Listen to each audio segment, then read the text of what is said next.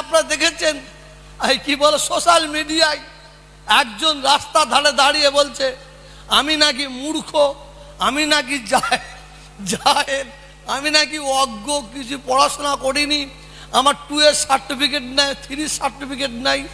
মাশাআল্লাহ ওর বড় সার্টিফিকেট। বাংলা পড়তে পারে, ও 2 পাস সার্টিফিকেট আছে। বাবাকে বলছি, বাবাকে দেখাতে বলবেন তো 5 পাস সার্টিফিকেট আছে কি 3 পাস কি 4 পাস। ছোটবেলা থেকে আমার বাপ চাচাদের মুখ থেকে শুনেছি, ছোটবেলা থেকেই তো পাক্কা ও চিটার ছিল।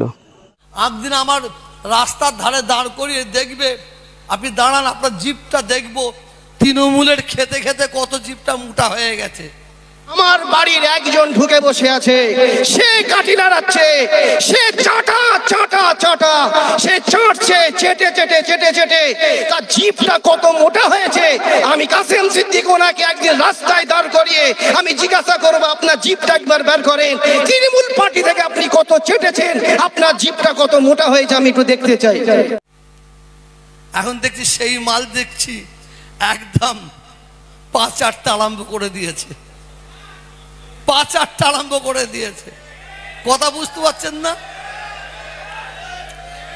শোনেন, আল্লাহ যদি কাউকে ইজ্জত দেয়, সারা দুনিয়ার মানুষ যদি তাকে বেইজ্জত করার চেষ্টা করে, ইন্নাল্লাহা মা'আস সাবিরিন, সে যদি সবর করে তার বদলা কেউ লিক আর না লিক আমার আল্লাহ নেবেন, আমার আল্লাহ নেবেন। আপনারা একটু অপেক্ষা করুন, একটু অপেক্ষা করুন, আরো কিছু দেখতে পাবেন। আমার প্রতিবাদ অন্য কিছু নাই। আমরা পীরের আওলাদ, হাফেজ সাহেব, মৌলানা সাহেব, কারি সাহেব, যদি কেউ মনে করেন আপনারা তৃণমূল পার্টি করবেন করতে পারেন, কংগ্রেস করবেন করতে পারেন, সিপিএম করবেন করতে পারেন। আমার প্রতিবাদটা একটাই, তুমি আমার পীর বংশের আওলাদ হয়ে, তুই পীর বংশের আওলাদ হয়ে পার্টি করছো করো। কেন দাদা হুজুর 5 হুজুর পার্টিকে পছন্দ করতেন না, গুলামতি পছন্দ করতেন না। যদি পছন্দ করতেন শুনে রেখে দেন, বাংলার মুখ্যমন্ত্রী দাদা হুজুর হতো, বড় হুজুর হতো, মেজে হুজুর হতো, ছেলে হুজুর হতো, মা হুজুর হতো, ছোট হুজুর হতো, যদি পছন্দ করতেন। আমরা সংখ্যালঘু, বাংলার আমরা সংখ্যালঘু, কিন্তু সংখ্যালঘু হলে কি হবে? আল্লাহ বলছেন তোরা দুঃখ করিস না, ব্যথা নিস না, তোরা সংখ্যালঘু হতে পারিস। শোন, বাংলার মুখ্যমন্ত্রী কে হবে না হবে সেই চাবিটা আমি সংখ্যালঘু তোদের হাতে তুলে দিলাম। আমরা যে ডানি পাল্লায় চাপবো, যার ডানি পাল্লায় চাপবো সেই মুখ্যমন্ত্রী হবে। এখন আমরা অনেকে আমাদের কমজোর মনে করেছে, বিজেপির ভয়, বিজেপির ভয়। কেউ যদি মনে করে বিজেপির ভয় দেখিয়ে যে মুসলমানদের ভোট নেবে, সে ভুল করবে, ভুল করবে। মুসলমান এমন একটা জাত, আমরা বাঁদরের খ্যাখানি শোনাচ্ছি নাই, হনুমানের চড় খেতে রাজি আছি, হনুমানের চড় খেতে রাজি আছি। তবে আমি বেশি মুখ খুলবো না, আমার অনেক কাজ আছে, আমি একটু খামোশ খেয়ে আছি। কিন্তু আমার যখন দরকার হবে আমি আপনাদের ডাকবো, আপনারা আমার ডাকে সাড়া দেবেন তো? কই হাত উঠলো কোথায়?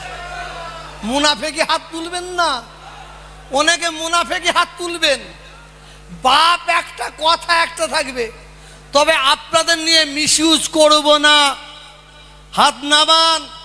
আরে আপনারা জানেন না বাংলাদেশের ইন্টারন্যাশনাল বেশ্যা, ইন্টারন্যাশনাল লেখিকা নয়, ইন্টারন্যাশনাল বেশ্যা, যার নাম হচ্ছে ওই মহিলা তাসলিমা নাসরিন, আমার রাসূল পাক সাল্লাল্লাহু আলাইহি ওয়াসাল্লাম সম্পর্কে এমন এমন ভাষা ইউজ করেছে, দ্বিখণ্ডিত বইটা খুললে আপনারা পাবেন, পাবেন।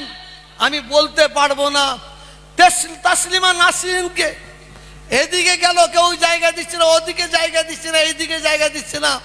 কোথায় জায়গা পেল? পশ্চিম বাংলায়। বাহ, পশ্চিম বাংলার মুখ্যমন্ত্রী বুদ্ধ, এই জ্যোতি বসু ক্ষমতায় আছে, তাকে জায়গা দিয়েছে, বা আমার নবীকে গালাগালি করবে আর আমরা বালিশে মাথা দিয়ে ঘুমাতে পারি? হ্যাঁ, আমি নিজে বুদ্ধদেবের কাছে গিয়েছিলাম, কোরআনের মজলিসে মিথ্যা বলবো না, বাংলার কোনো মুসলমান যায়নি। আমি নিজে বুদ্ধদেবকে বললাম, আপনারা ওই ইন্টারন্যাশনাল বেশ্যাটাকে কেন ডেকে দিয়েছেন?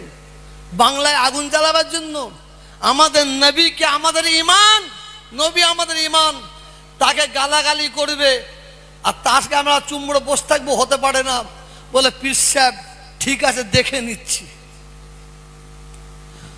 সোমেন মিত্র তখন কংগ্রেস ছিল, তাকে বললাম, তিনি বললেন পীর সাহেব দেখে নিচ্ছি। বিরোধী দলের নেত্রী মমতা ব্যানার্জি ছিল, তিনি বললেন দেখে দিচ্ছি। করতে করতে 6 মাস কেটে গেল। আমি বললাম, আপনাদের 6 মাস টাইম দিলেন, ঠিক আছে, আমি 3 ঘন্টা টাইম দিচ্ছি, এবার আমিও দেখে নিচ্ছি। আমি বাংলার মানুষকে বলেছিলাম, প্রত্যেকটা জেলায় আপনারা পথ অবরোধ করুন।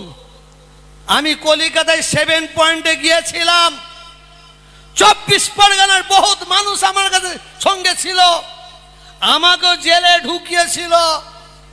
চারিদিকে যখন হই হই ব্যাপার, মানুষকে ধরে রাখতে পারছে না, তোহা সিদ্দিকীকে অ্যারেস্ট করেছে, লাজবাজারের খবর গেল। 24 পরগনা ওই পুলটির পাশে একটা জায়গা আছে, আমাদের হাফেজ সাহেব কোথা, সামলা, হাড়ুয়া ওই জায়গা।